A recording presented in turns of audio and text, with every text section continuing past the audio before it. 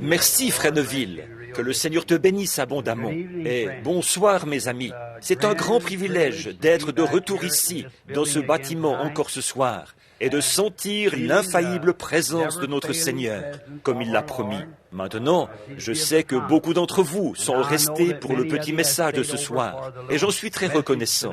Et beaucoup d'entre vous devront encore parcourir de longues distances en voiture ce soir pour rentrer chez eux. Certains ont déjà libéré leur chambre de motel, si j'ai bien compris. Nous allons essayer de ne pas vous retenir longtemps. C'est d'ailleurs pour cette raison que nous sommes venus tôt, pour pouvoir repartir tôt. Et maintenant, nous allons, aussitôt que possible, j'annoncerai quand nous allons peut-être commencer. J'ai reçu quelques appels cet après-midi. On veut savoir quand nous allons aborder ces livres ou ces chapitres.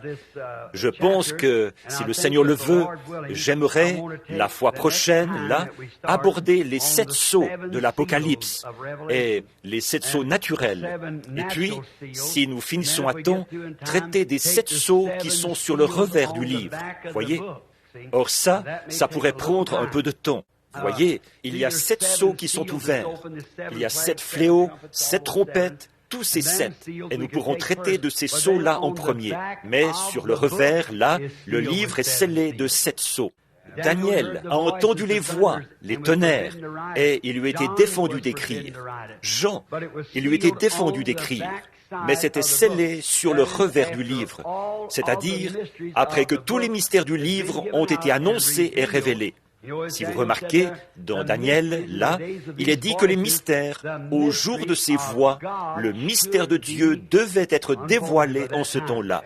Voyez? Le mystère, qui Dieu est, comment il a été fait chair, toutes ces choses devaient être dévoilées en ce temps-là. Et alors nous sommes prêts pour les 7 sceaux sur le revers du livre, qui n'ont même pas été révélés à l'homme, qui ne sont même pas écrits dans la Bible, mais ils devront concorder parfaitement avec le reste de la Bible.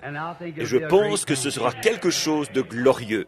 Donc, maintenant, nous allons essayer de nous dépêcher pour pouvoir finir. Merci à chacun de vous pour votre gentillesse et pour votre présence et pour tout ce que vous avez fait. Nous vous remercions beaucoup. Et maintenant, j'espère que nous ne vous retiendrons pas trop longtemps ce soir, parce que vous êtes si patients. Vous restez assis, vous restez debout. Ma femme disait, là-bas au fond, elle parlait d'hier soir, elle disait, j'ai même vu des femmes assez corpulentes.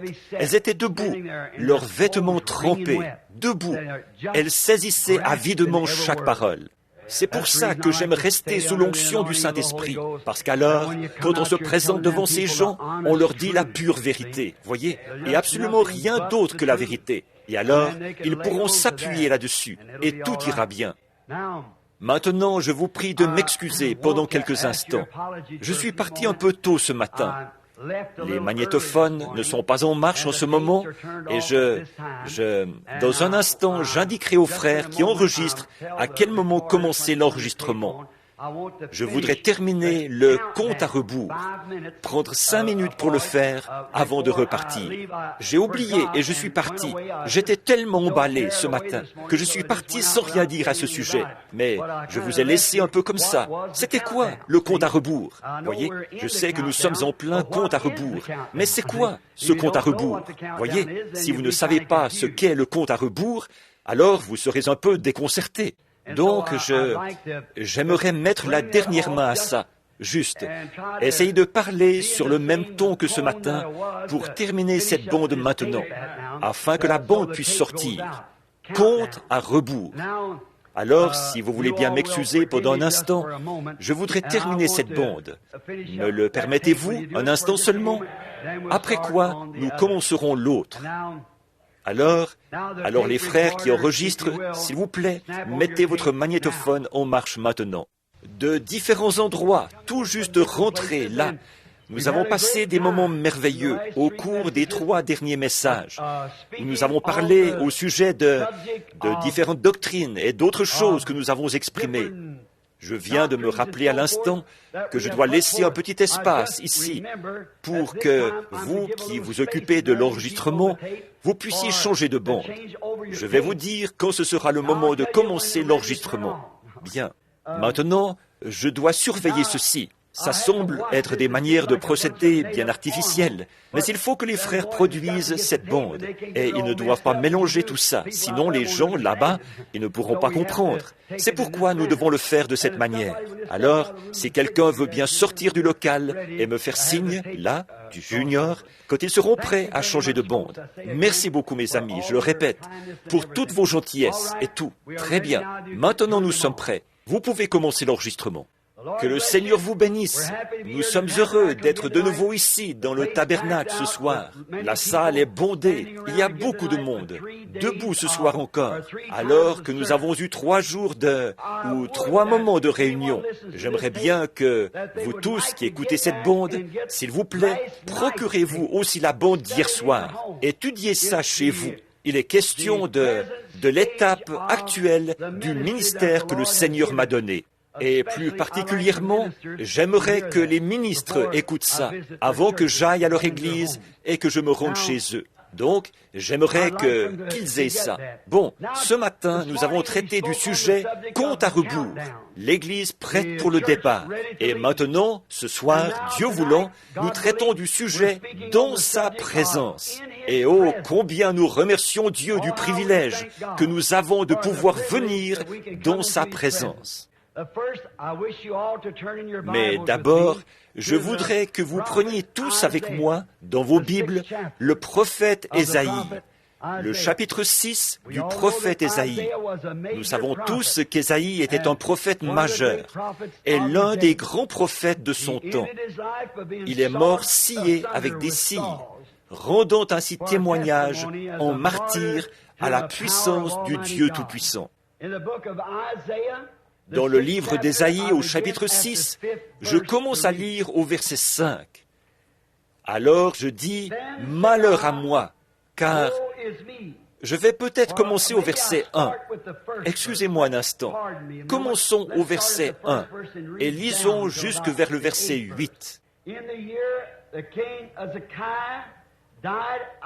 L'année de la mort du roi Osias, je vis le Seigneur assis sur un trône très élevé, et les pans de sa robe remplissaient le temple.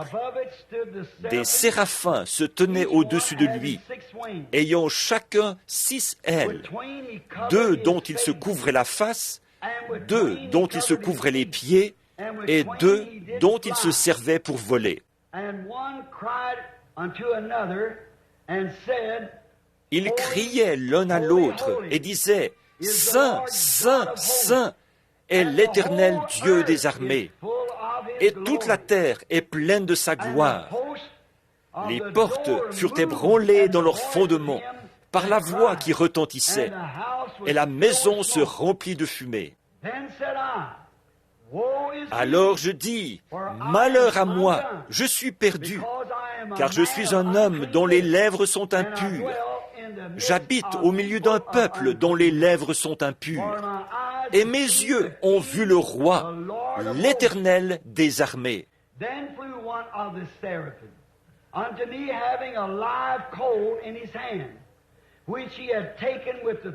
Mais l'un des séraphins vola vers moi, tenant à la main une pierre ardente qu'il avait prise sur l'autel avec des pincettes. Il en toucha ma bouche et dit, « Ceci a touché tes lèvres, ton iniquité est enlevée, et ton péché est expié. » J'entendis la voix du Seigneur disant, « Qui enverrai-je, et qui marchera pour nous ?»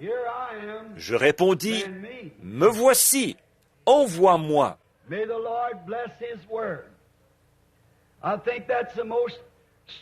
Que le Seigneur bénisse sa parole. Je trouve que c'est là une écriture des plus saisissantes. Nous constatons que dans la présence de Dieu, les hommes reconnaissent qu'ils sont pécheurs. Nous nous sentons peut-être très bien lorsque nous sommes ailleurs, à différents endroits. Nous avons l'impression d'être des gens très bien. Mais lorsque nous entrons dans la présence de Dieu, alors nous voyons combien nous sommes petits. Il n'y a pas longtemps, j'étais avec un ami à moi que j'ai eu le privilège de conduire à Christ, Bert Carl, dans le New Hampshire, un compagnon de chasse. Nous étions près de la chute de Cold Brook, dans les Adirondacks, et c'était vraiment une chute immense, gigantesque. L'an dernier, j'ai emmené ma famille là-bas pour qu'ils voient ça. C'est très loin de la route. Il faut faire une randonnée pour arriver jusque-là.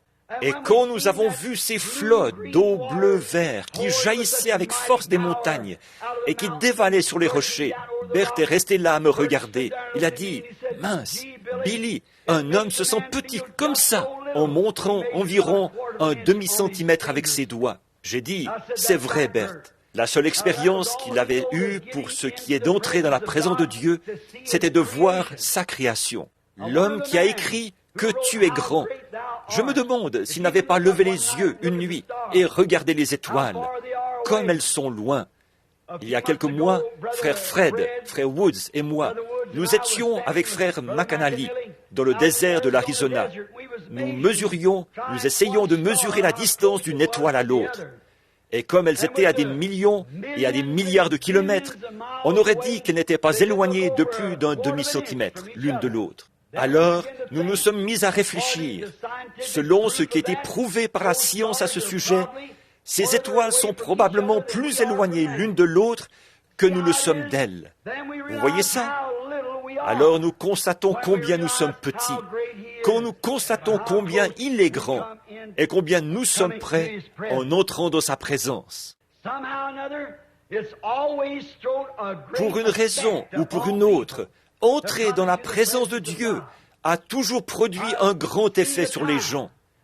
Il m'est déjà arrivé dans mon ministère de voir la présence de Dieu remplir un lieu au point d'amener une personne à s'avancer et lui révéler sa vie, déclarer ses péchés, toutes sortes d'actes immoraux.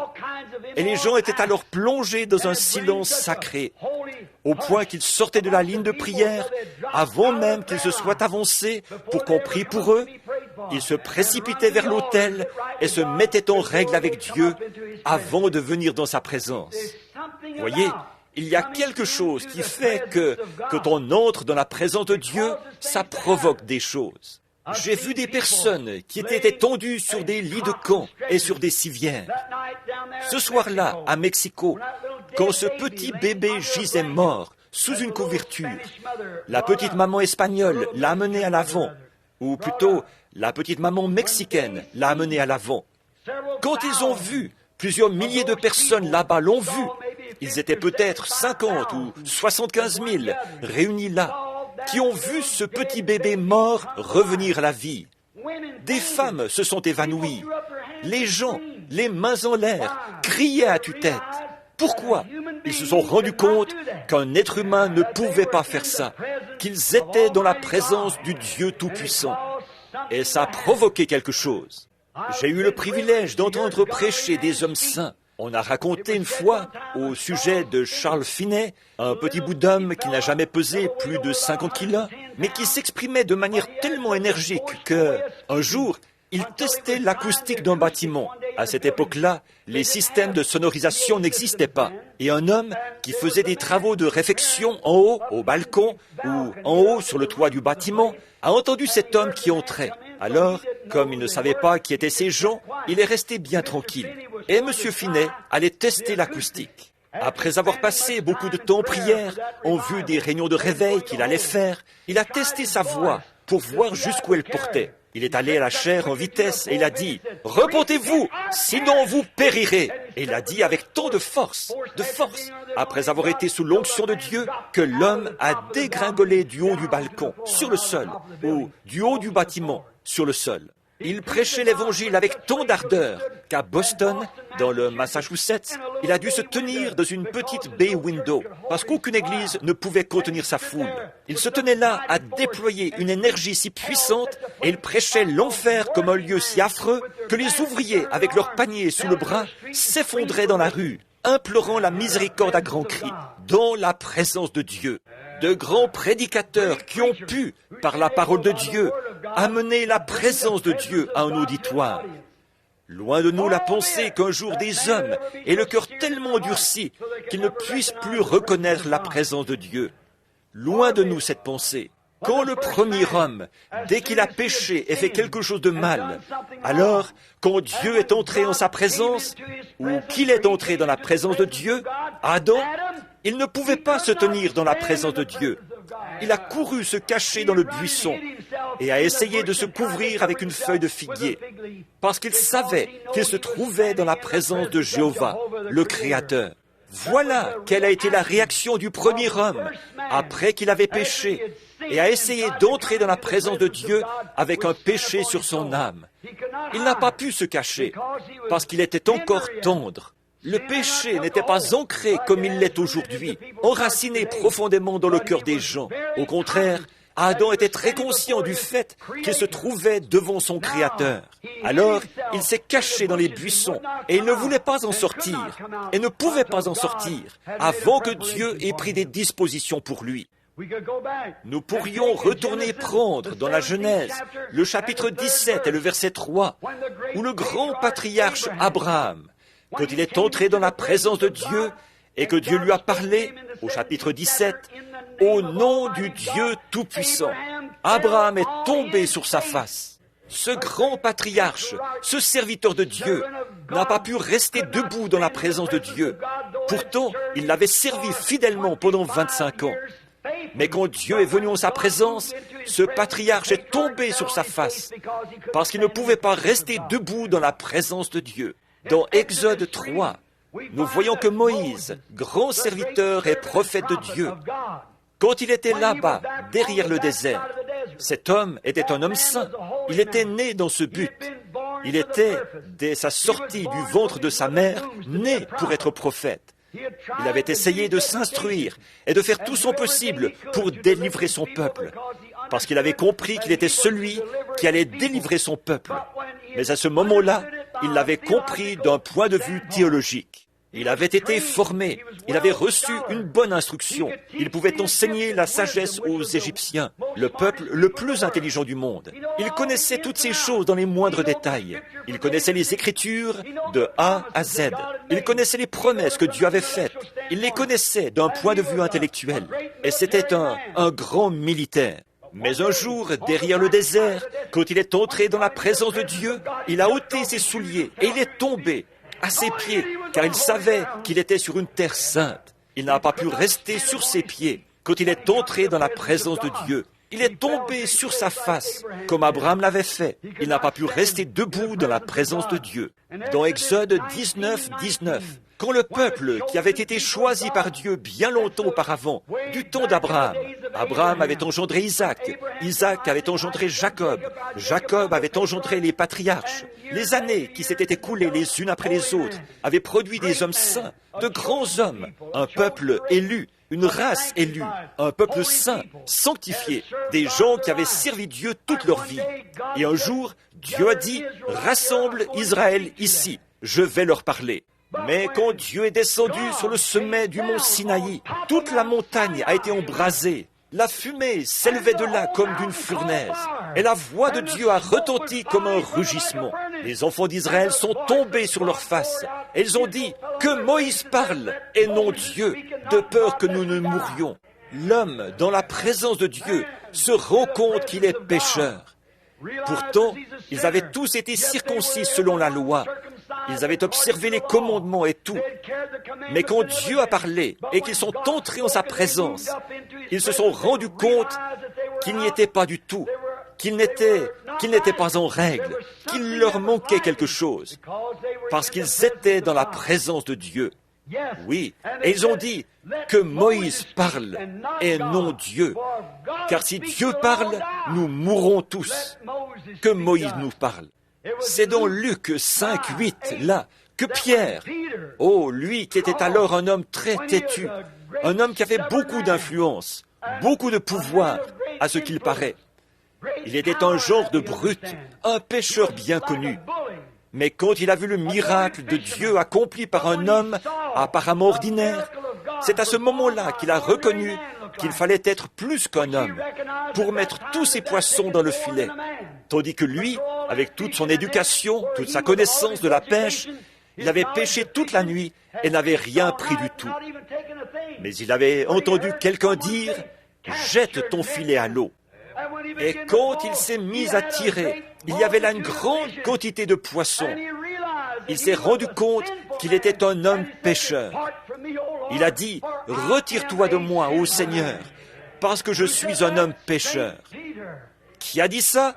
Saint Pierre, dans la présence de Dieu, a demandé à Dieu de se retirer de sa présence parce qu'il a reconnu qu'il était pécheur. Abraham a reconnu qu'il était fautif. Adam a reconnu qu'il était fautif. Lui qui était le Fils de Dieu, il a reconnu qu'il était fautif. Moïse a reconnu qu'il était fautif. Israël, eux qui étaient une église et une nation, ils ont reconnu qu'ils étaient fautifs. Retire-toi de moi, parce que je suis un homme pécheur. Il n'a pas essayé de dire, moi je suis saint et digne de recevoir ceci. Il a dit, je suis un homme pécheur. Une fois, un homme religieux, prétentieux, imbu de toute la théologie qu'il avait pu recevoir sous les enseignements d'un grand docteur appelé Gamaliel. Son nom était Saul de Tarse, que nous connaissons sous le nom de Paul. Religieux jusqu'au bout des ongles. Il connaissait toute leur religion, jusque dans les moindres détails. Il était pharisien, né de pharisien, et hébreu, né d'hébreu. Il était un homme éminent, un érudit, intelligent, habile, instruit. Il prétendait avoir connu Dieu dès le berceau. Mais un jour, pendant qu'il était en route vers Damas, cette colonne de feu a brillé sur lui, et il est tombé à ses pieds, par terre, dans la poussière. Et il a dit, « Seigneur, que veux-tu que je fasse ?» Toute sa grande formation théologique, toute son instruction, ça ne valait rien du tout lorsqu'il s'est tenu dans la présence de Dieu. J'aimerais m'arrêter ici un instant pour vous dire que c'est encore la même chose. Vous avez peut-être un doctorat en théologie, peu importe ce que vous êtes. Vous êtes peut-être assidu à l'église depuis votre enfance. Vous avez peut-être accompli tous les actes religieux qui existent. Mais une fois dans la présence de Dieu, vous vous sentirez tellement petit et tellement nul. Paul s'est rendu compte qu'il avait tort et il est tombé par terre sous cette influence et cette puissance. Quand il a levé les yeux et vu le Dieu même qu'il avait prêché et auquel il s'était opposé, qu'il avait cru connaître et qu'il a constaté qu'il avait tort, il est tombé à la renverse par terre parce qu'il était dans la présence de Dieu. Il a vu cette colonne de feu. Et que dire du grand Saint Jean d'Apocalypse 1:7? Quand la vision lui a été donnée, il a regardé et il a entendu une voix qui lui parlait. Il s'est retourné pour regarder, pour voir la voix, et il a vu 7 chandeliers d'or.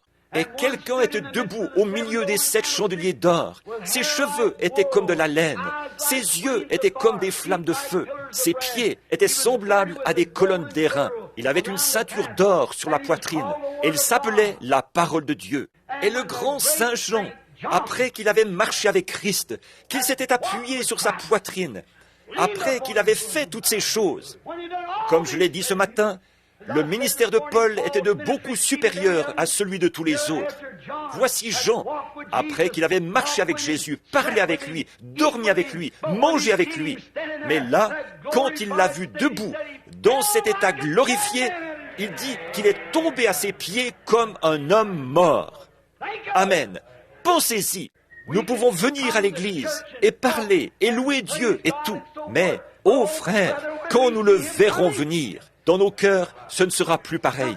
Nous pensons peut-être que nous accomplissons notre devoir religieux du fait que nous allons à l'église et que nous payons nos dîmes. Nous pensons peut-être que nous observons les lois de l'église et que nous récitons tous les credos.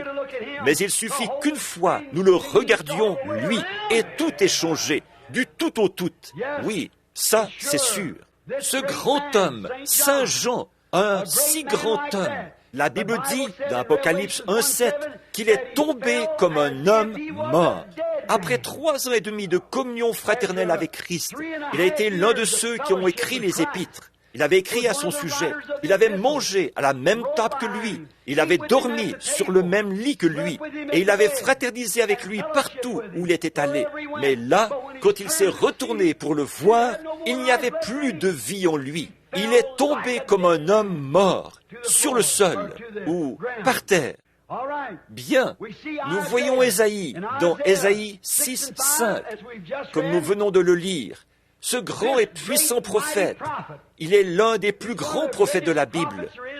Il y a 66 livres dans la Bible, il y a 66 chapitres dans Ésaïe. Ésaïe commence à la Genèse, le milieu d'Ésaïe présente le Nouveau Testament, la fin d'Ésaïe présente le millénium. Exactement. La Genèse, le Nouveau Testament et l'Apocalypse. C'est parfait. Ésaïe a été l'un des prophètes majeurs. Mais un jour, il s'était reposé sur Osias, le grand roi. Osias lui avait été ôté et il était déprimé. C'était un bien brave homme. C'était un homme juste et bon. Puisque ce roi, juste, un bon roi, l'avait reconnu comme un homme saint et l'avait gardé dans son temple. Ésaïe avait des visions, il était prophète. Ésaïe prêchait la parole, il était ministre. Ésaïe était un homme saint. Mais un jour, dans le temple, il est tombé en extase et il a vu la gloire de Dieu. Il a vu les anges qui avaient des ailes dont ils se couvraient la face, des ailes dont ils se couvraient les pieds et des ailes dont ils se servaient pour voler. Il criait « Saint, Saint, Saint est le Seigneur Dieu, le Tout-Puissant ». Ce prophète s'est rendu compte qu'il n'était rien. Il a dit « Malheur à moi, car je suis un homme dont les lèvres sont impures. » Un prophète, un des plus puissants prophètes de la Bible, l'un d'entre eux. Je suis un homme dont les lèvres sont impures, et j'habite au milieu d'un peuple dont les lèvres sont impures. Malheur à moi, car je vois la gloire de Dieu. Et il a dit que lorsque cet ange a crié, les poteaux du temple ont été ébranlés. Frère, ça vous fera... Ce ne sera pas seulement les poteaux du temple qui seront ébranlés, mais les cieux et la terre tout entier seront ébranlés quand il reviendra. Les montagnes s'enfuiront et la mer disparaîtra, avec ces cris « Cachez-nous devant la face de celui qui est assis sur le trône ». Ce sera un temps terrible. Je te le dis, mon ami pécheur, tu ferais mieux de t'examiner. C'est vrai. Alors, Ésaïe a dit « Malheur à moi ! Je suis un homme dont les lèvres sont impures, et j'habite au milieu d'un peuple impur. Et ces gens ont les lèvres impures. Maintenant, souvenez-vous, si des hommes d'une telle sainteté ont reconnu qu'ils étaient pécheurs dans la présence de Dieu, que feront le pécheur et l'impie en ce jour-là? Que feront les gens qui ont assisté à ces réunions? Que feront les gens qui ont vu la puissance de Dieu, qui ont entendu le compte à rebours de la parole, qui ont vu Dieu se manifester, et, sans l'ombre d'un doute, toutes les Écritures accomplies, mais qui essayent, malgré tout, d'aller au ciel sans être nés de nouveau et sans avoir reçu le Saint-Esprit. La Bible dit, si le juste se sauve avec peine, que deviendront le pécheur et l'impie? Dans quelle situation allons-nous nous trouver si nous voyons Dieu se dévoiler sous nos yeux et que nous voyons la gloire de Dieu exactement comme ces hommes-là l'ont vu? Et si des hommes de cette trempe-là ont poussé des cris, des prophètes et des sages sur lesquels se fonde la parole, si eux ont poussé des cris, sont tombés à la renverse et se sont écriés « Je suis un homme dont les lèvres sont impies, impureté », ça va se passer comment alors pour l'homme qui ne veut même pas confesser ses péchés? Ça va se passer comment pour l'ado qui ne veut pas confesser ses péchés à lui ou ses péchés à elle? Ça va se passer comment pour l'homme au cœur dur qui croit en savoir plus long sur la création de Dieu que Dieu lui-même? Qu'arrivera-t-il à l'homme qui a passé toute sa vie à essayer de démontrer la fausseté de la Bible? Ce gars-là, que deviendra-t-il? Pensez-y. Ceci, c'est de l'évangélisation. C'est le temps où il faut ébranler les gens. C'est le temps dont Dieu a parlé, disant qu'il viendrait un temps qu'une fois, il avait ébranlé le mont Sinaï, mais qu'il y aurait de nouveau un ébranlement, où il ébranlerait non seulement le mont Sinaï, mais il ébranlerait tout ce qui peut être ébranlé. Mais avez-vous remarqué le reste de ce passage de l'Écriture? Mais nous recevons un royaume inébranlable. Alléluia! Tout ce qui peut être ébranlé sera ébranlé. Les cieux seront ébranlés, la terre sera ébranlée. Les cieux et la terre passeront, mais cette parole ne passera jamais. Car sur ce roc, je bâtirai mon église, et les portes du séjour des morts ne prévaudront jamais contre elle. Tout ce qui peut être ébranlé sera ébranlé. Mais nous recevons un royaume qui est la parole de Dieu lui-même, et Dieu est sa parole. Il ne s'ébranle pas lui-même. Amen. Oh là là! mais nous recevons un royaume inébranlable. Il ne peut pas être ébranlé, a dit Paul, l'écrivain hébreu. Une personne pareille et un homme pareil, en un moment pareil, et ce qu'ils ont ressenti. Et nous aussi, nous avons nous-mêmes vu la gloire de Dieu, comme ces hommes-là l'ont vu. Certainement, nous l'avons vu. Nous avons vu la gloire de Dieu comme Abraham l'a vu. Nous avons vu la gloire de Dieu comme Moïse l'a vu. La même colonne de feu, la même puissance de Dieu, le même Christ qui se révèle, qui montre ce qu'il est, qui tient sa parole en ce dernier jour. Alors, comment pouvons-nous venir en ce lieu et marcher, prendre cela autant à la légère? Comment pouvons-nous marcher comme ça, rester attachés à nos credos et à nos dénominations et ne pas accepter la parole de Dieu? Ça va se passer comment pour nous en ce jour-là? Il va nous arriver quoi à nous après que nous avons vu la gloire de Dieu? Certains se tiennent à l'écart et se moquent de cela. Certains en rient. Certains appellent cela du fanatisme. Certains appellent cela de la télépathie mentale. Certains appellent cela Belzébul. Certains appellent cela telle ou telle chose. Comme dit le vieux proverbe, les insensés marchent avec des souliers cloutés là où les anges craignent de poser les pieds. C'est vrai. L'insensé dit en son cœur, il n'y a point de Dieu, après avoir vu Dieu manifester si parfaitement par sa propre parole, pas par un credo, mais par sa parole. Il piétine cela et s'en moque. C'est un insensé. En effet, c'est Dieu est la parole, et Dieu s'est manifesté clairement devant lui. C'est un insensé, dit la Bible.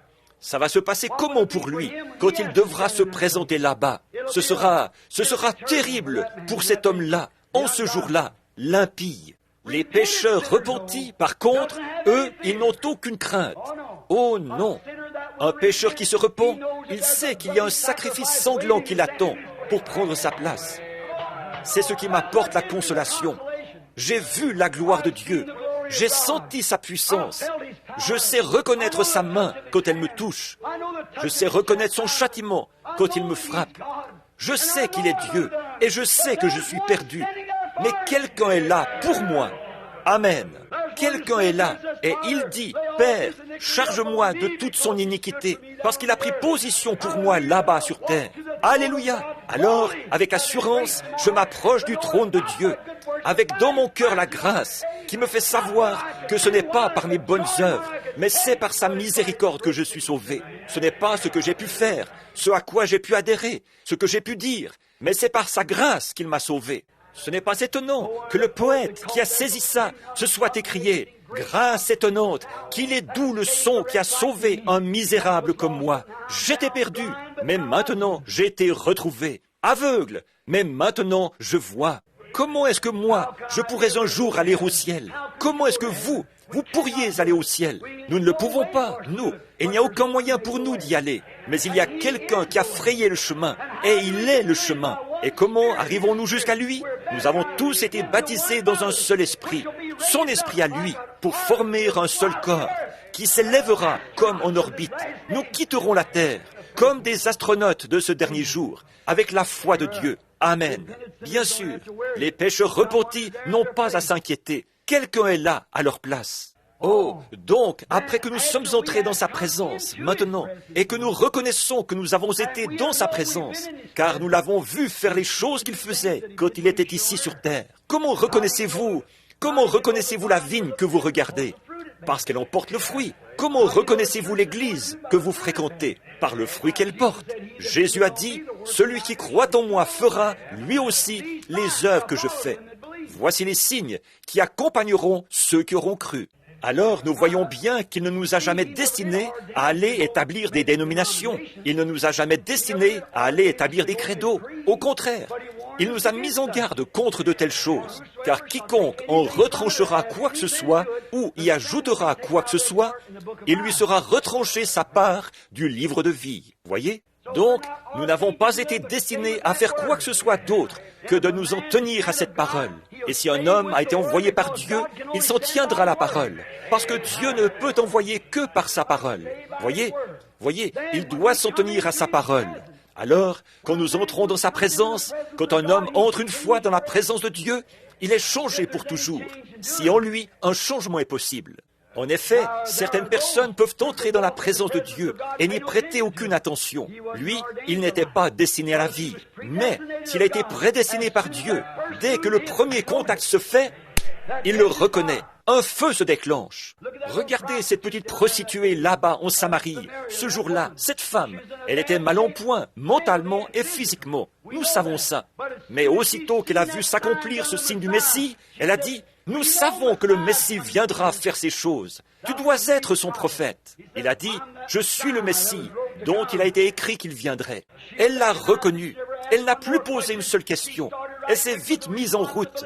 Elle avait une responsabilité. Elle savait que si elle avait découvert cela et qu'elle était entrée dans la présence de Dieu, elle avait le devoir d'en parler à quelqu'un d'autre. Alléluia! C'est vrai. Tout homme qui entre dans la présence de Dieu a cette responsabilité devant Dieu. À partir de cette minute-là, il doit en parler à quelqu'un d'autre. Regardez Abraham, regardez Moïse, regardez Pierre, regardez Paul. Aussitôt qu'ils sont entrés dans la présence de Dieu, ils ont reconnu qu'ils étaient pécheurs et ils ont scellé leur témoignage en donnant leur vie. Regardez cette petite femme, elle ne tenait plus en place. Elle est allée dans la ville et elle a dit aux hommes, « Venez voir l'homme qui m'a dit ce que j'ai fait. Ne serait-ce point le Messie ?» Ils n'ont pas pu nier cela parce que c'était l'Écriture, certainement. Oui, on se doit de le faire. Un homme, là, on a la responsabilité d'en parler aux autres, comme Moïse l'a fait, comme Pierre l'a fait, comme Paul l'a fait. Après ces choses, vous avez vu ce qu'il en est, et vous êtes entrés dans sa présence. Vous avez cette responsabilité. Le message doit être transmis à quelqu'un d'autre. Vous ne pouvez vraiment pas garder le silence là-dessus.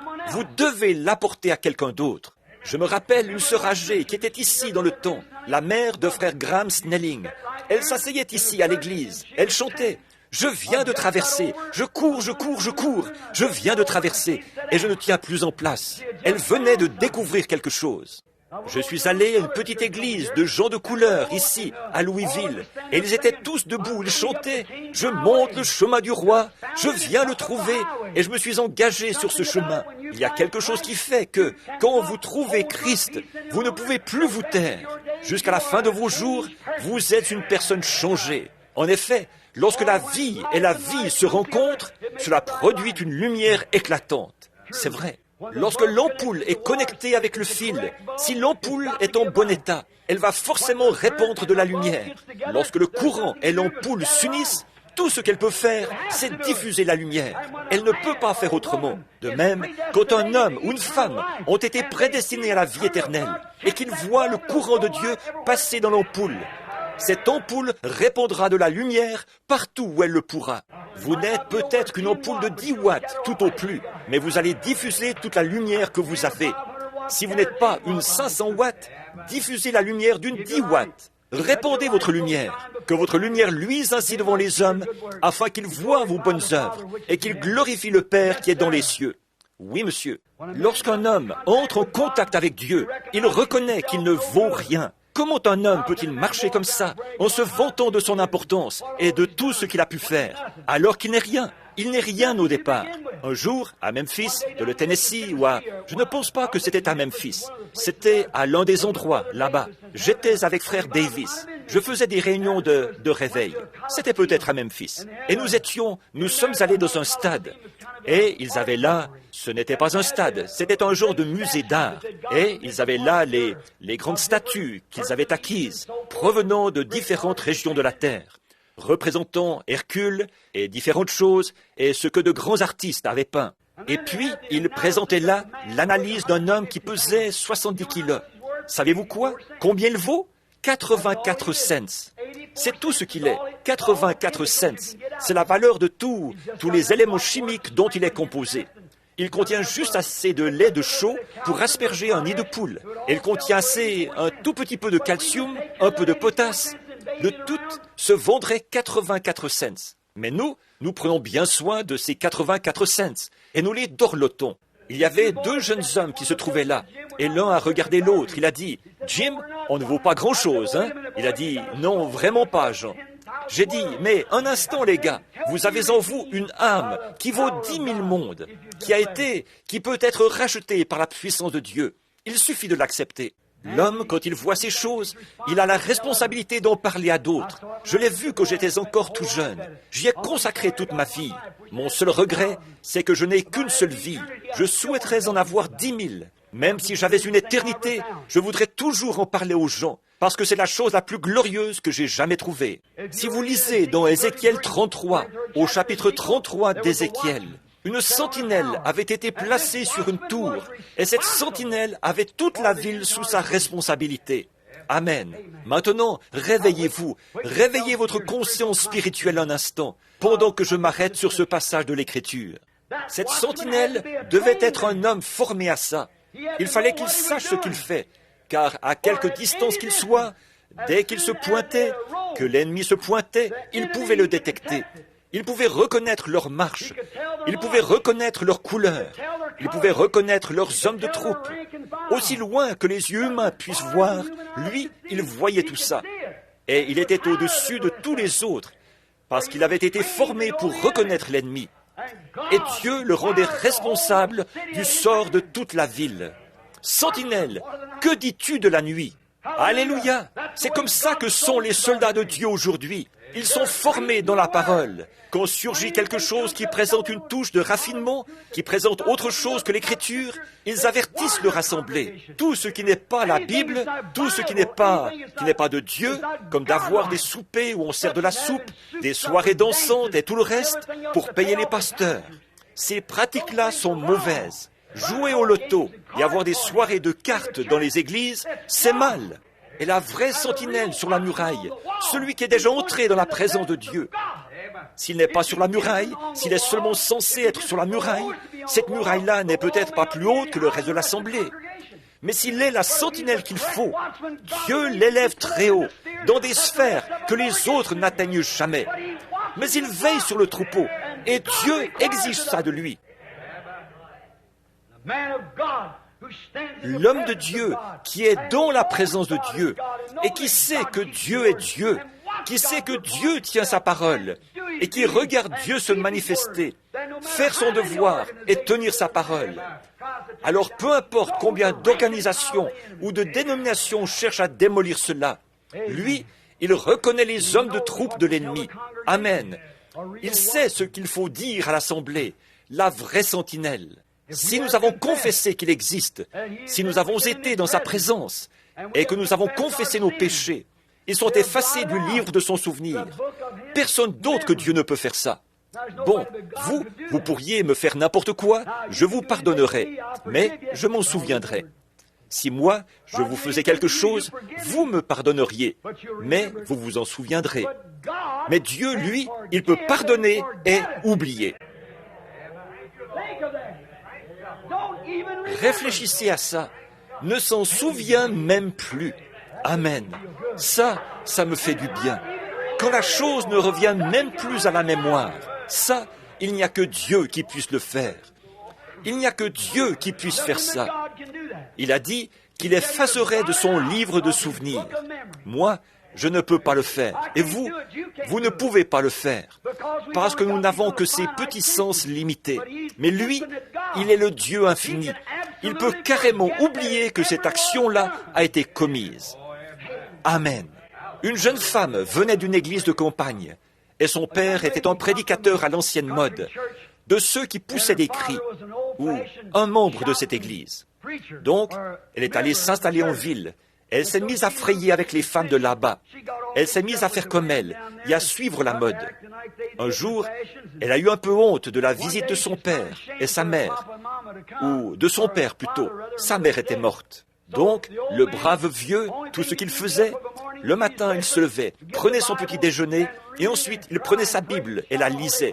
Et il pleurait, il priait, il poussait des cris de joie toute la journée. Il courait de long en large dans la chambre. Et elle, ça la mettait un peu mal à l'aise. Et donc, à toute heure de la nuit, là, s'il prenait la Bible et se mettait à la lire, il se levait du lit et criait à tue-tête « Gloire à Dieu! Alléluia! Oh, gloire à Dieu !» Il passait la moitié de la nuit à taper du pied et à pousser des cris. Donc, un jour, elle allait recevoir les membres de son église pour un petit thé, le genre de réception qu'il donne tout le temps, vous savez. Alors, elle se demandait ce qu'elle allait bien pouvoir faire de son père. Après tout, c'était son père. Elle décide donc de le faire monter au grenier. Elle lui dit, « Papa, tu n'as pas envie de te retrouver au milieu de toutes ces femmes, n'est-ce pas ?» Il a dit, « Non, je ne pense pas en avoir envie. » Elle a dit, « Eh bien, on va recevoir les femmes de l'église ici aujourd'hui. On va faire une petite réunion de prière. Alors voici ce que je te propose, papa.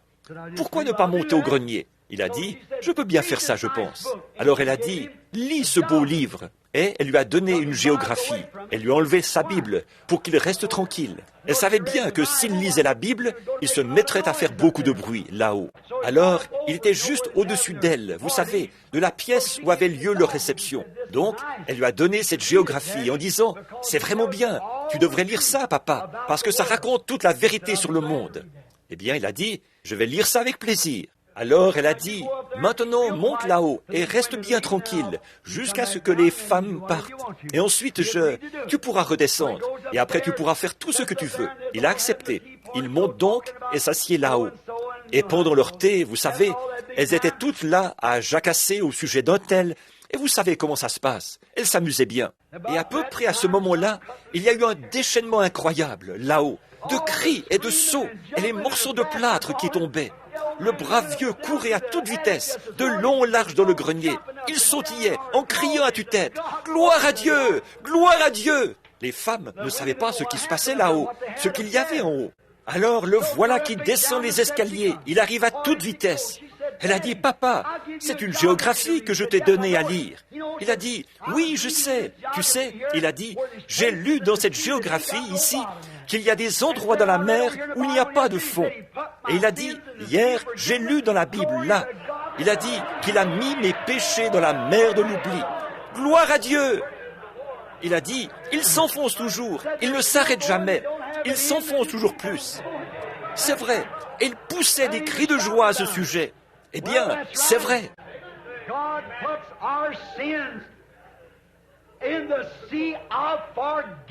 Dieu met nos péchés dans la mer de l'oubli. Il les efface. Et c'est comme si ce n'était jamais arrivé. Oh là là! Alors nous nous tenons là, par la grâce de Dieu, par Jésus-Christ, notre Seigneur, pur et saint, aussi saint que lui était saint, parce qu'il ne me voit pas quand je me présente là. Il voit son propre Fils. La seule manière pour lui de voir, il ne peut pas me voir, parce que je suis en son Fils, et il ne voit que son Fils. N'est-ce pas merveilleux? Nous n'avons plus à penser au péché. Tout est disparu. C'est sous le sang. Oui, monsieur. Nous n'avons plus à nous tracasser à ce sujet. C'est complètement sorti de la mémoire de Dieu. Il ne s'en souvient même plus. Ésaïe, ce prophète puissant, quand il a confessé ses péchés, il a dit, « Malheur à moi, car je suis un homme dont les lèvres sont impures. » Un prophète. Je suis un homme dont les lèvres sont impures, et mon assemblée est impure. Voyez, les gens à qui je prêche, ils sont impurs. Je suis impur. Et malheur à moi. Mais voici un groupe d'anges descendus de la gloire de Dieu qui repoussent les nuages. Je regarde là-haut et je vois les pans de sa robe qui remplissent le ciel tout entier. Et j'observe ces anges qui n'ont jamais su ce qu'est le péché. Ils n'ont jamais même su ce qu'est le péché. Et là, dans la présence de Dieu, de deux ailes, ils se couvrent la face. De deux ailes, ils se couvrent les pieds. Et ils ont deux ailes dont ils se servent pour voler. Et ils crient jour et nuit. Saint, Saint, Saint est le Seigneur Dieu. Il y a de quoi sentir son manque de sainteté, n'est-ce pas? Alors, qu'est-ce qu'il a fait? Il a dit, malheur à moi. Et quand il a confessé ses péchés et qu'il a dit, malheur à moi, l'ange est allé prendre les pincettes. Il a pris un charbon ardent, ce qui représentait le Saint-Esprit et le feu. Il est allé en toucher les lèvres du prophète. Et il a dit, je t'ai purifié. Alors les ailes, en battant l'air comme ça, ont repoussé les rideaux du temps. Et il a entendu Dieu dire, « Qui marchera pour nous ?» Mais après qu'il a découvert qu'il y avait un moyen d'éliminer le péché, Dieu désirait que quelqu'un marche pour lui. Alors il a dit, « Me voici, envoie-moi » Il avait été dans la présence de Dieu. Il avait confessé ses péchés. Il avait été purifié de ses péchés. Et il était prêt à servir. Amen. Comme le poète qui a saisi ça l'a exprimé, des millions se meurent dans le péché et la honte. Entends leurs cris tristes et amers. Dépêche-toi, mon frère, va vite à leur secours. Réponds-lui sans tarder, « Maître, me voici ». Quand je pense à l'Afrique, à l'Inde et partout dans le monde, des millions de païens crient et implorent la miséricorde. Mais qui ira? Pas leur remettre un tract, mais leur apporter Jésus-Christ, quelqu'un qui est dans sa présence, comme Moïse, qui pourra descendre là-bas leur montrer ce qu'est une vraie délivrance. Pas les faire adhérer à une église ou leur faire serrer la main à quelqu'un et adopter un credo, mais apporter la délivrance à leur âme. Un homme saint et bon. Oui, Ésaïe a confessé ses péchés et il a été purifié. Après que Jacob avait lutté toute la nuit, là, en train de confesser ses péchés, vous vous rappelez le lieu où il se trouvait? Il a été appelé Péniel. P-E-N-I-T-E-L. Péniel. Le mot Péniel en hébreu signifie la face du Dieu Tout-Puissant. Jacob, le petit escroc, avait fui tout. Son nom était Jacob, ce qui signifie supplantateur, c'est-à-dire trompeur. Il avait fui toute sa vie, loin de Dieu, mais après être entré une fois dans la présence de Dieu, à Péniel, devant la face de Dieu, il s'est saisi de Dieu et a refusé de le laisser aller. Oh Dieu, nous avons besoin de plus de Jacob. Il a tenu bon devant la face de Dieu, dans la présence de Dieu. Il est resté là jusqu'au lever du soleil. Dieu a dit, « Laisse-moi aller, car le soleil se lève. » Et il est resté là, devant la face de Dieu, jusqu'au lever du soleil. Mais il est reparti, justifié et sauvé. Ah! Oh, c'était vraiment fantastique. Donc, de savoir qu'il avait lutté jusqu'au bout. En effet, il avait eu des signes venus de Dieu. Il avait eu des songes au sujet de Dieu. Mais cette fois-là, il avait été devant la face de Dieu, dans la présence de Dieu. Pensez-y, mes amis. Maintenant, nous allons faire vite. Dans la présence de Dieu, un homme est changé. Jacob a été changé. Il pouvait maintenant marcher avec Dieu. Oui, il était un homme différent de celui qu'il était lorsqu'il est parti là-bas. Le combat était maintenant terminé. Oui, monsieur. Et il s'est mis à bâtir un autel. Il n'avait pas l'habitude de bâtir des autels, vous savez. Mais je vous assure que quand on entre dans la présence de Dieu, on a envie de bâtir un autel quelque part. On a envie de trouver un endroit où on pourra prier. Il a bâti un autel. Il avait été purifié. Dieu avait gagné. Et Jacob a été changé de Jacob, supplantateur, en Israël, un prince puissant devant Dieu. C'est ce qui est arrivé à Jacob. Le supplantateur, le trompeur, l'injuste, l'impie, le trompeur, qui avait trompé son frère, qui avait, pour ainsi dire, volé à son frère le droit d'aînesse. Il l'avait obtenu par un moyen déloyal. Quel trompeur! Il a trompé son beau-père. Il a mis des branches de peuplier, ce qui a produit des veaux tachetés. Quand les vaches portantes venaient là, regardaient ça, et les brebis, elles voyaient ces branches tachetées et mettaient bas des petits tachetés, qui avaient des taches de naissance à cause de ça. Trompeur! Il a trompé son propre beau-père. Il a trompé sa mère, trompé son père, trompé son frère. Mais après être entré une fois dans... C'était un escroc. Il était en fuite partout où il allait. Il était toujours en fuite devant Dieu. Il était en fuite devant son frère. Mais quand il est entré dans la présence de Dieu, il a reconnu qu'il était un pécheur. Qu'est-ce qu'il a fait? Qu'est-ce qu'il a fait?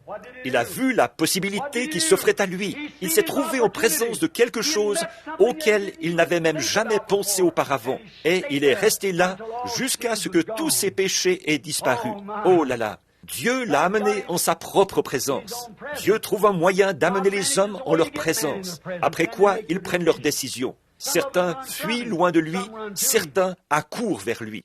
S'ils ont été prédestinés à la vie, ils y croient, ils s'y accrochent. Sinon, ils cherchent à s'éloigner et ils disent « Il n'y a rien de vrai là-dedans. » Voyez? Et ça, c'est l'homme qui est perdu. L'homme qui confesse son péché recevra son pardon. Si vous cachez votre péché, vous ne prospérerez point. Non.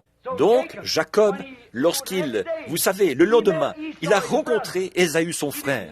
Là, il n'avait plus besoin de son aide. Il n'avait plus besoin de ses armées.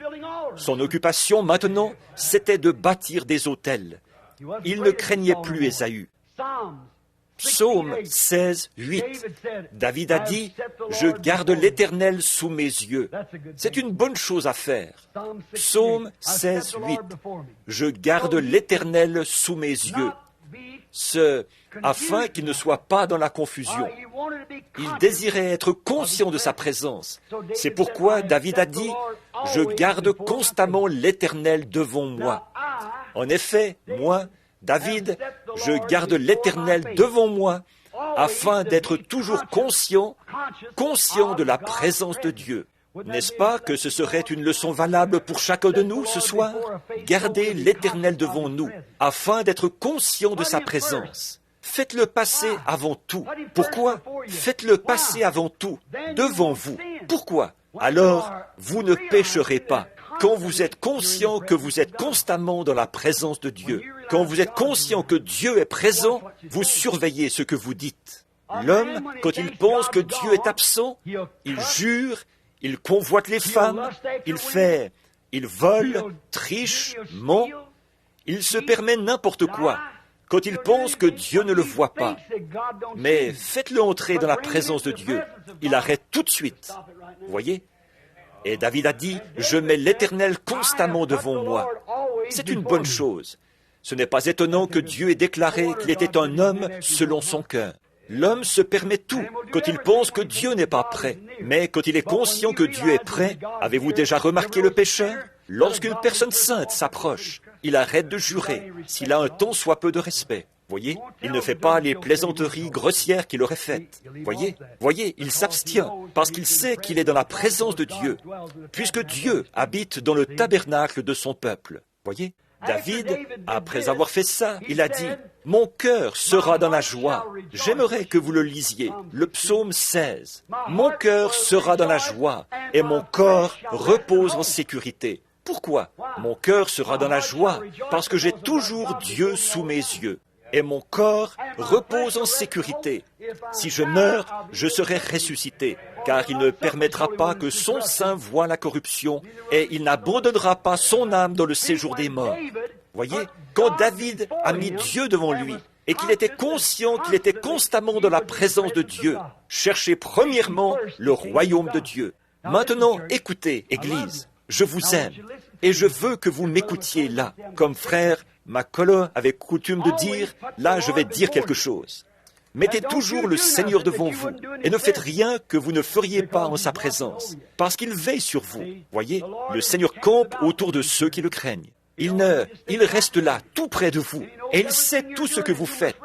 Et vous devez reconnaître cela. Quand vous êtes sur le point de dire un mensonge, ne le dites pas. Souvenez-vous, Dieu vous écoute. Si vous êtes sur le point de faire une petite tricherie, ne la faites pas. Dieu vous regarde. Si vous êtes sur le point de prendre son nom en vain, ne le faites pas. Dieu vous écoute. Si vous êtes sur le point de fumer une cigarette, il vous observe. Voyez? Il y a un chant que nous avions l'habitude de chanter. Tout le long du chemin vers la véritable demeure de l'âme, il y a un œil qui te surveille. À chacun de tes pas, ce grand œil est éveillé. Il y a un œil qui te surveille. Souvenez-vous, faites comme David. Mettez le Seigneur constamment devant vous. Alors votre cœur sera dans la joie et votre chair reposera avec espérance. Car il l'a promis. Oui, monsieur, il savait qu'il ressusciterait parce que Dieu l'avait promis. Très bien. Quand on entre dans sa présence, on est changé. On n'est plus jamais le même. Regardez, tout au long des âges, les hommes de tous les milieux. Regardez Abraham. Vous dites, eh bien, une vie changée, ça, ce n'est que pour les ministres. Oh non, une vie changée, c'est pour tout le monde. Voyez, Abraham, là, était fermier. Mais quand il a entendu la voix de Dieu lui parler et qu'il a eu cette vision, à partir de ce moment-là, il était un homme changé. Il s'est séparé de sa parenté, de tous ses camarades.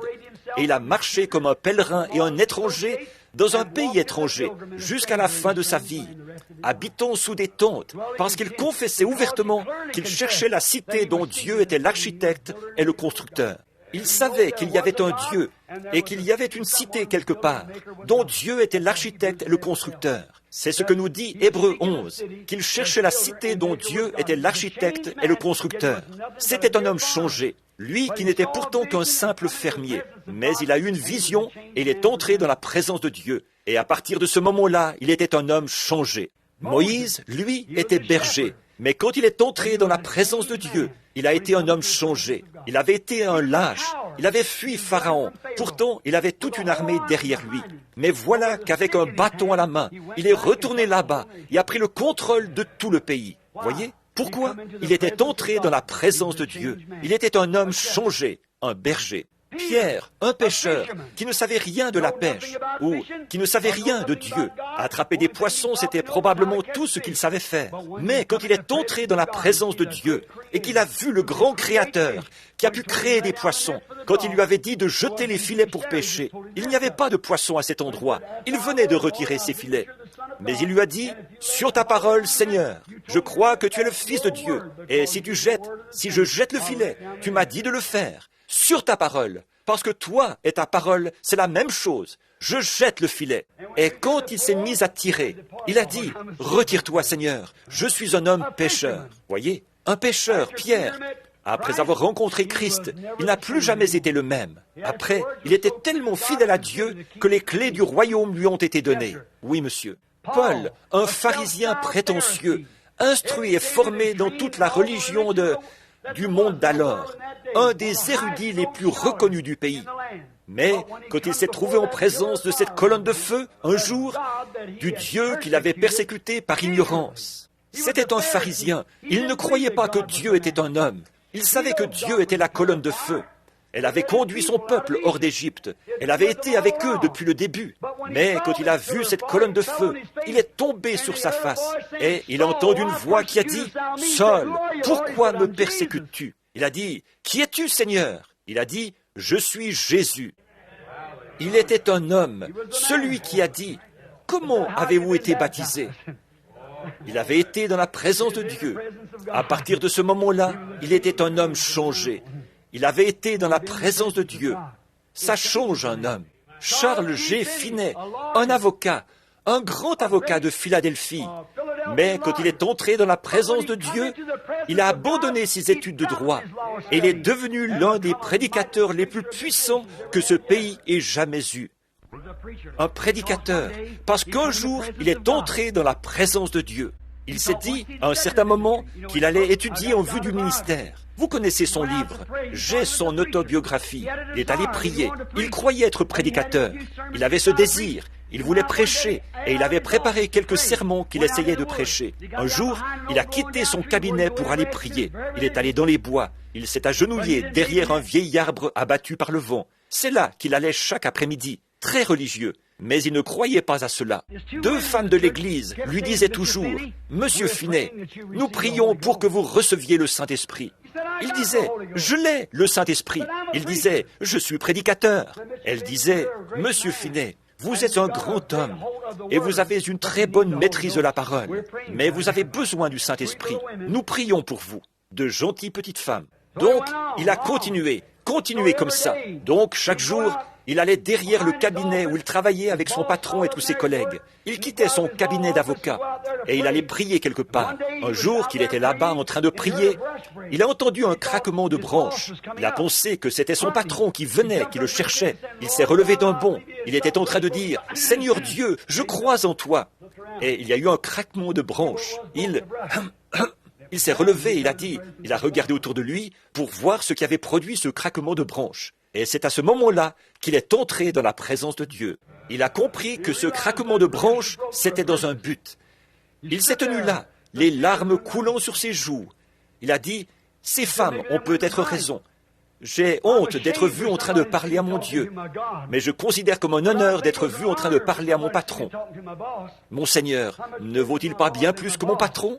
Il a dit, « Seigneur, pardonne-moi et remplis-moi du Saint-Esprit. » Il s'est mis à crier à tue-tête, il a poussé des cris de joie. Il était dans la présence de Dieu. Il est vite rentré en ville, à son cabinet. Il s'est mis à crier si fort qu'il s'est retiré derrière la porte. Il a dit, « Seigneur, je vais jeter un opprobre sur toi. Cache-moi ici jusqu'à ce que ça me passe. » Pourquoi? Il était entré dans la présence de Dieu. C'était un homme changé. Les sermons qu'il avait l'habitude de prêcher, il prêchait ces mêmes sermons et des âmes s'avançaient à l'autel. Voyez, il avait été dans la présence de Dieu. Moody, un petit cordonnier qui savait à peine son alphabet. C'est vrai, sa grammaire laissait à désirer. Quelqu'un lui a dit un jour, Votre grammaire laisse vraiment à désirer, Monsieur Moody. Il a dit, mais je gagne des âmes avec. Alors, un jour, dans les journaux, le rédacteur en chef allait écrire quelque chose dans le journal. Il est allé voir comment cet homme arrivait à captiver des foules dans de telles conditions. Une espèce de petit homme, chauve et tout, la barbe qui descendait très bas, du genre bedonnant. C'était un homme qui ne payait vraiment pas de mine. Donc, ce journal lui a fait toute une critique. Ça disait, je ne vois vraiment pas ce que qui que ce soit peut trouver d'intéressant chez Dwight Moody. Ça disait, il est laid, sa voix est criarde, il a la barbe qui lui descend jusqu'à la taille, il est chauve comme une citrouille. Et ça disait, comment est-il possible que quelqu'un aille là-bas trouver quoi que ce soit d'intéressant chez Moody? Donc, l'organisateur des campagnes Moody est tombé sur cet article. Il a dit, regardez, Monsieur Moody, je vais vous lire ça. Moody n'aurait pas été capable de le lire lui-même. Alors, il lui a dit, je vais vous lire cet éditorial. Et c'est ce qu'il avait écrit. Moody s'est contenté de hausser les épaules. Il a dit, bien sûr que non, c'est Christ qu'ils viennent voir. Un point, c'est tout. Pourquoi? Il avait été dans la présence de Dieu. Lui qui autrefois avait fabriqué des semelles de chaussures qui allaient être usées par les gens, il chaussait maintenant les gens de l'évangile de la préparation. Pourquoi? Il était dans la présence de Dieu. C'est vrai. Une petite femme, un jour, est entrée dans la présence de Dieu. Elle était aussi coupable qu'on peut l'être. En un instant, lorsqu'elle s'est rendue compte qu'elle était dans la présence de Dieu, tous ses péchés ont été pardonnés. Elle était aussi pure et aussi blanche qu'un lys. Oh là là, je pourrais nommer encore bien d'autres personnes là, mais le temps ne le permettrait pas. Mais je voudrais parler un peu de moi-même. Aurait-on pu trouver plus méprisable que moi? J'étais où? Issu d'une famille d'ivrognes, issu d'une famille de meurtriers, issu d'une famille de contrebandiers d'alcool. Et vous le savez tous, vous savez quel genre de réputation nous avions ici. Les gens ne nous parlaient pas dans la rue. J'allais en ville, je me mettais à parler à quelqu'un. Personne ne voulait me parler, à moins qu'il n'y ait personne autour. Il me parlait, et si quelqu'un d'autre arrivait, il me plantait là. Et je restais là à pleurer. Non, ce n'est pas vrai, ce n'est pas possible, c'est mal ça. Mais un jour, je suis entré dans la présence de Dieu. Il m'a changé et a fait de moi un fils d'une autre espèce. Sa grâce m'a fait entrer dans sa présence. Jamais je n'ai eu envie d'en sortir. Ça fait maintenant 30 et quelques années que j'y suis. Je n'ai pas envie d'en sortir. J'ai l'assurance que j'y serai toujours. La mort elle-même ne me séparera jamais de sa présence. Non, je serai avec lui pour toujours. Quand j'ai vu pour la première fois sa présence, j'ai crié comme Ésaïe, « Malheur à moi !» Alors il a étendu sa main de grâce sur moi. J'ai été une personne changée. Le petit renégat qui autrefois sortait et faisait n'importe quoi, et tout a été changé. Et depuis ce moment-là, j'ai été son enfant. Depuis ce moment-là, j'ai désiré consacrer toute ma vie à son service. Si seulement je pouvais avoir 10 000 vies de plus à lui consacrer. Celle-ci est maintenant passablement usée. 53 années se sont écoulées. Environ 33 d'entre elles, ou 32 d'entre elles, ont été vécues au service de l'Évangile. J'aimerais avoir encore 1000 ans à y consacrer. Pourquoi? Une fois que je suis entré dans sa présence et que je me suis rendu compte que quelqu'un aimait celui qui n'était pas aimable, que quelqu'un m'aimait alors que personne d'autre ne m'aimait, que quelqu'un se souciait de moi alors que personne d'autre ne se souciait de moi. J'ai entouré sa croix de mes bras, je l'ai serré contre moi, et alors moi et lui sommes devenus un. Et à partir de ce moment-là, je l'ai aimé. Il a taché ma poitrine et mon cœur de son sang, en me touchant et en me pardonnant mes péchés. Et ce soir, je suis heureux d'être l'un des siens. Je désire ne jamais quitter ce lieu céleste, bien que le tentateur ait souvent cherché à me convaincre. Mais je suis en sûreté dans l'attente de Dieu. Son amour et sa grâce me rendent heureux. Et je vis dans le cœur des Alléluia. Oh, ça réjouit mon cœur. Je le recommande à toutes les personnes abattues. Je vous le recommande, à vous qui n'avez pas d'espérance, vous qui n'avez jamais été dans sa présence. Tout ce que vous devez faire, c'est confesser vos péchés et vous rendre compte que vous avez tort. Et ce soir, Dieu a établi cet ange appelé le Saint-Esprit. C'est lui qui ôtera tous vos péchés. Alors, vous vous écrierez, « Seigneur, me voici, envoie-moi ». Alors, vous lèverez les mains et vous chanterez « Je le louerai, je le louerai, je louerai l'agneau meurtri, que tout peuple le glorifie, car son sang lave tous les péchés. Je l'aime, pas vous, vivre dans sa présence. Lorsque je suis monté en chair ce matin, je me sentais vraiment indisposé, vraiment souffrant, à cause, la semaine dernière, j'étais dans le Kentucky, avec quelques amis intimes qui sont assis ici. Si je restais là-bas très longtemps, ils me tueraient, c'est sûr. On me gâte à mort. Quelques-unes des meilleures cuisinières que j'ai jamais rencontrées dans ma vie. Et quand je suis plein, complètement gavé, frère Branham, vous prendrez bien un peu de ceci. Et c'est tellement bon que j'essaye de faire descendre ça de force. J'avais l'estomac tellement chargé que je n'arrivais même plus à bouger. Je n'arrivais pas à dormir. Je me levais et je marchais un peu. Et ce matin, quand je suis arrivé, je ne me sentais pas très bien. Mais dès que je suis entré dans sa présence, c'était réglé. C'était réglé. Tout a disparu à ce moment-là. C'est vrai. Oh, vivre dans sa présence. I will praise him. I will praise him. Praise the Lamb for sinners slain. Give him glory, all ye people, for his blood has washed away ye stain. Inclinons maintenant la tête.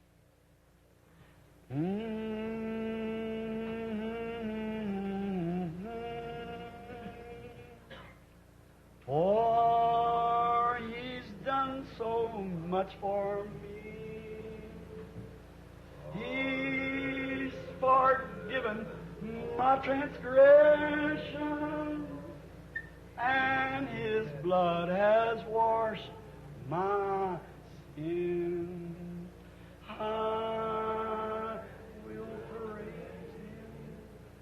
I will praise him. Praise the Lamb for sinners slain.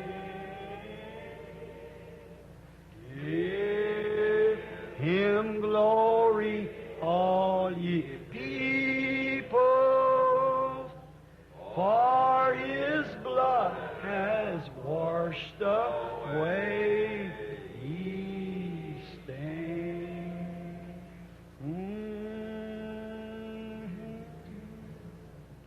Maintenant, si vous êtes ici ce soir, et je sais que sa présence est ici. J'étais dans la pièce tout à l'heure avec une petite fille de l'Église de Dieu. Le Saint-Esprit est venu sur moi pendant que je priais pour cette petite. Ses parents étaient descendus du camping de l'Église de Dieu d'Anderson. Et le surveillant là-bas, il savait que cet enfant, les docteurs avaient déclaré qu'elle pourrait, c'était inévitable, elle allait bientôt mourir de la leucémie. La petite, gentille petite, était maintenant en phase terminale. Elle est venue là derrière et elle a tendu vers moi sa petite main, tout enflée à cause des aiguilles et de tout ce qu'on y avait injecté, et toute bleue. J'ai posé mon regard sur elle, j'ai eu une vision. Les parents venaient de lire un livre là-bas. Ils ne savaient rien de ces choses. Le surveillant général là-bas au camp leur a parlé, disant qu'il fallait amener l'enfant ici. Il voulait revenir au moment où nous ferions un service de guérison. Et j'ai dit, amenez l'enfant maintenant. Je me sentais conduit. Pendant que j'étais là dans la pièce, le Saint-Esprit est retourné en arrière et a retracé les antécédents de l'enfant. Il a raconté comment tout ça était arrivé, ce qu'ils avaient fait. Il a signalé que l'ambition de la petite était d'être pianiste. Et sa mère s'est presque mise à hurler. Et son père a dit, c'est la vérité de Dieu. Ils sont assis là, dans leur voiture, en train d'écouter ceci.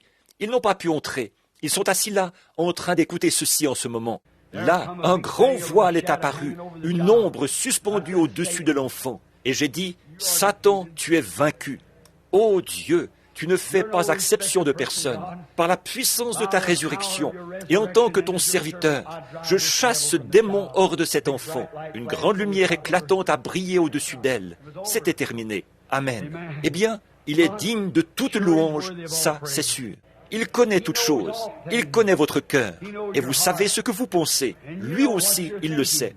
S'il y a un petit péché qui s'accroche à vous ce soir et que vous ne voudriez pas entrer dans la présence de Dieu avec cette chose-là accrochée à vous, voulez-vous, une fois encore, lever la main pour dire « frère Branham, priez pour moi. Je désire être dans sa présence en ce jour-là, exempt de toute culpabilité. Que Dieu vous bénisse. Il y a beaucoup de mains. Dieu les voit dans sa présence. Maintenant, je vais vous dire ce qu'il faut faire. Maintenant, écoutez bien attentivement. Faites ce que David a fait. Mettez le Seigneur devant vous, maintenant même. Mettez le Seigneur entre vous et ce péché. Quel que soit ce petit péché qui vous colle à la peau. C'est peut-être le mensonge, c'est peut-être le vol, c'est peut-être les mauvaises pensées, c'est peut-être un tempérament colérique, c'est peut-être la boisson, c'est peut-être le tabac, c'est peut-être les jeux d'argent. Je ne sais pas ce que c'est. C'est peut-être la convoitise. Ça pourrait être n'importe quoi. Je ne sais pas ce que c'est. Quoi que ce soit, mettez le Seigneur devant vous. Alors votre cœur sera dans la joie et votre chair reposera avec espérance. Car vous savez que Christ a promis qu'il ressusciterait de nouveau dans les derniers jours. Lorsqu'il apparaîtra, nous serons alors semblables à lui. Pourquoi ne pas faire ça maintenant, pendant que nous prions? Notre Père Céleste, un petit message décousu, apporté par un serviteur là, fatigué. Mais je réfléchissais à ce sujet, demeurer dans la présence de Dieu. Et nous voyons ce soir quel effet cela a produit sur des hommes saints, d'entrer dans ta présence. Quel effet cela a eu sur eux? Des sages, de grands prophètes puissants, qui avaient été établis par Dieu et envoyés pour prêcher la parole. Mais quand ils l'ont rencontré face à face, ils sont tombés par terre, comme un homme mort. Nous, qu'est-ce que nous allons faire en ce jour-là, Seigneur? Nous avons bien réfléchi là-dessus. Nous y avons réfléchi. Une quarantaine ou une cinquantaine de mains y ont réfléchi, Seigneur. Puisque ces gens viennent de lever la main, ou les cœurs qu'il y a derrière ces mains y ont réfléchi, à leur rencontre avec lui, depuis que nous parlons. Eux, qu'est-ce qu'ils feraient s'ils devaient le rencontrer? Mes mains à moi, Seigneur, sont levées. Qu'est-ce que je vais faire? En effet, Père, je commets beaucoup de fautes. Je viens de confesser mon péché ce matin devant l'Église, comme je te l'ai confessé au sommet de la montagne l'autre matin, quand il faisait grand vent et qu'il neigeait. Et là-haut, au sommet de la montagne, oh, combien j'ai crié à toi, et je t'ai supplié de me pardonner ma stupidité. Et combien j'appréhendais de venir devant mes frères, alors que certains d'entre eux me considèrent comme ton serviteur prophète. Et Seigneur, ça me coûtait terriblement de venir devant eux pour leur parler d'un acte stupide, que j'ai pu faire une chose pareille. Mais, ô Dieu, il est salutaire pour mon âme, que je confesse mes péchés et que je ne les cache pas. Alors, pour être honnête envers toi et sans reproche devant les gens, je l'ai confessé, Seigneur. J'ai tort, j'ai complètement tort. J'implore pardon. Et puis, Père, j'ai été lent à agir dans des choses qui te concernaient, lent à te servir. Souvent, j'aurais peut-être pu continuer plus longtemps, mais je ne le faisais pas. Père, je confesse mes péchés. Je veux que l'ange de Dieu me purifie de cela par le sang de Jésus. D'autres mains se sont levées ce soir. Peut-être que certaines personnes n'avaient encore jamais demandé pardon. Mais je suis sûr d'une chose, si nous confessons nos péchés, Dieu les effacera, les mettra dans la mer de l'oubli et ne s'en souviendra plus jamais. Alors, Père, je confesse les miens, de m'être mal conduit devant ces gens. Je ne me suis pas comporté comme un serviteur de Christ. Non, je craignais que cet homme soit fâché contre moi, en pensant que je ne voulais pas l'offenser. Mais je ne pensais pas à ce que j'étais en train de te faire, à toi, Seigneur. Alors là, je te prie de me pardonner. Et maintenant, Père, je sais que si je demande pardon, j'obtiens le pardon. Tu as mis toutes ces choses dans la mer de l'oubli, et tu ne t'en souviendras plus jamais. Oh Dieu, je suis reconnaissant pour cela, et je te prie de permettre que toutes les personnes ici, qui ont devant eux un péché, n'importe quel péché qui leur colle à la peau, fait qu'ils s'en défassent et qu'ils mettent le Seigneur devant eux, comme David l'a fait. Car nous nous écrions maintenant, « Malheur à moi, car j'ai vu la gloire de Dieu. Je suis un homme dont les lèvres sont impures, ou une femme, ou une jeune fille dont les lèvres sont impures, un garçon ou autre. Quoi que nous soyons, nous sommes impurs, et nous implorons le sang de Jésus-Christ, le sacrifice approprié, de nous purifier de tout péché, afin que nous puissions demeurer à jamais dans sa présence.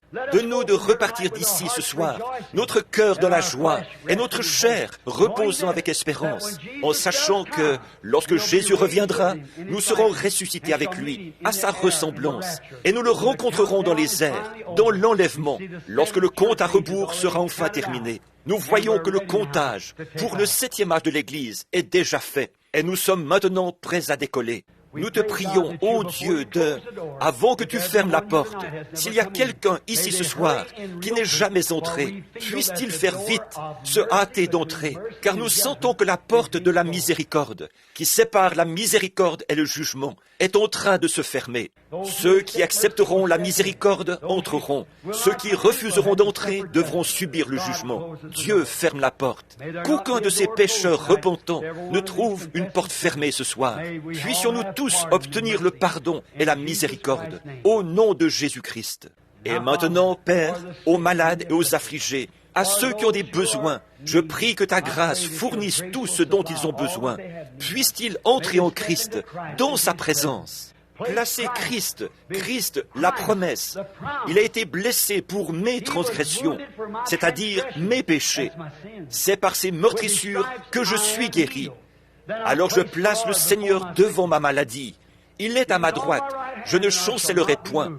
Alors j'avance avec assurance, confessant que je suis guéri. C'est par ces meurtrissures que je suis guéri. Accorde-le, Seigneur, à chacun d'eux. Et nous savons que si nous confessons de notre cœur ou de nos lèvres et que nous croyons dans notre cœur, alors nous obtenons ce que nous désirons. Tu as dit, quand vous dites quelque chose, croyez que cela arrive, et ce que vous avez dit vous sera accordé. Nous croyons cela, Père, et nous croyons que tu nous purifieras de tous nos péchés, que tu guériras toutes nos maladies, et que tu nous accorderas ta grâce, Seigneur, afin que nous te servions. Sois avec ces gens. Beaucoup d'entre eux vont rouler sur des routes sombres ce soir. Beaucoup d'entre eux parcourront de nombreux kilomètres. Fais qu'il ne leur arrive rien, Seigneur. Ils sont venus de partout dans le pays, s'asseoir ici pour écouter le compte à rebours, pour voir combien proches nous sommes du temps de la fin. Je leur ai maintenant demandé de repartir en plaçant Dieu devant eux, constamment devant eux, devant tout le reste, avant leur voyage, avant de faire quoi que ce soit, avant leur lever, après leur coucher, toujours, avant de dormir, n'importe où, qu'ils fassent passer Dieu avant tout, car il est à ma droite, je ne chancellerai point. Ainsi que leur cœur se réjouisse, en sachant qu'ils ont reçu ce qu'ils ont demandé, parce que Dieu l'a promis, et leur chair reposera avec espérance. Accorde le Seigneur, car nous te le demandons au nom de Jésus-Christ. Amen. I will praise Him. I will praise Him. Praise the Lamb for sinners slain. Give Him glory, all ye people, for His blood has washed away these things. Maintenant, croyez-vous que vous avez placé le Seigneur entre vous et votre péché, entre vous et votre maladie, entre vous et votre faute, entre vous et vos voies? Le Seigneur est constamment devant moi et je suis dans sa présence. La prochaine fois que je serai sur le point d'allumer une cigarette, le Seigneur est devant moi. La prochaine fois que je serai sur le point de convoiter, le Seigneur est devant moi. La prochaine fois que je serai sur le point de dire quelque chose de mal, le Seigneur est devant moi. La prochaine fois que je serai sur le point de dire une méchanceté, le Seigneur est devant moi. Et je ne chancellerai point. Amen.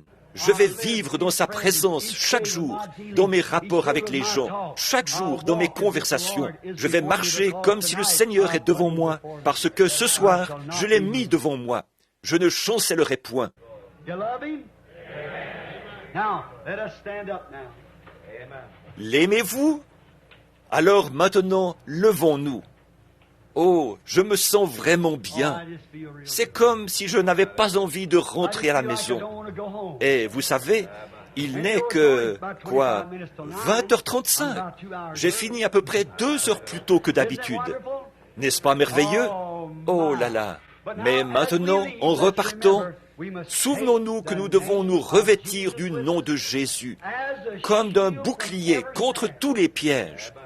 Et quand les tentations surviennent, cherche à nous faire oublier ça, murmurer simplement son saint nom en priant. The name of Jesus with you, child of sorrow and of woe.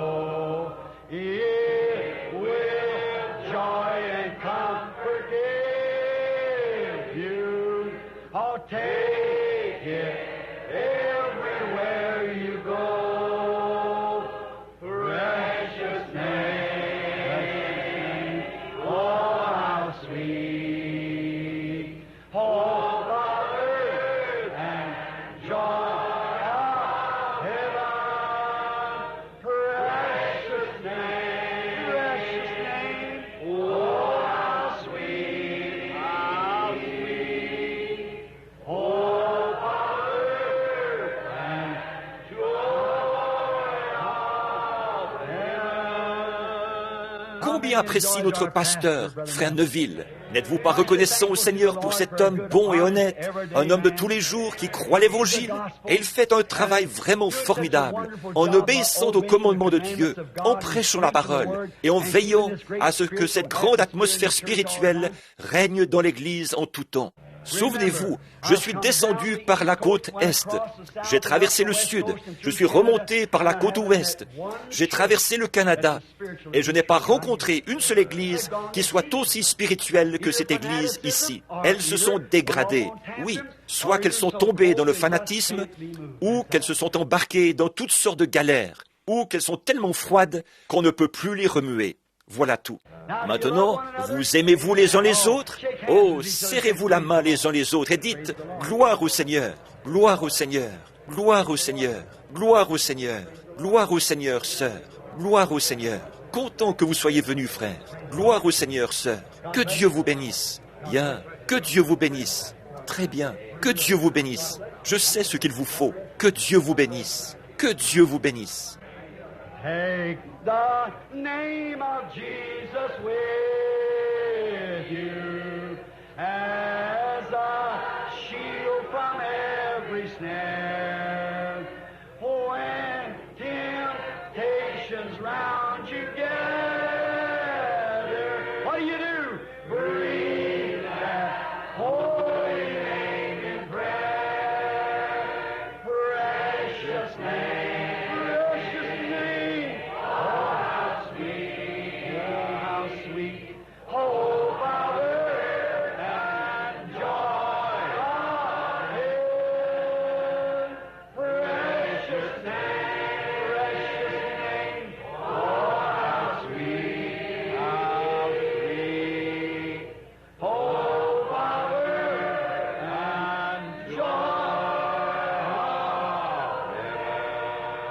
Inclinons maintenant la tête, tout doucement. Ne l'oublions pas, là. Chantons encore ce couplet. Take the name of Jesus with you. What for? For a shield from every snare. When Satan tries to snare you. When temptations round you gather, what do? Just breathe that holy name. For the Lord is before my face, I shall not be moved. Precious name, precious name.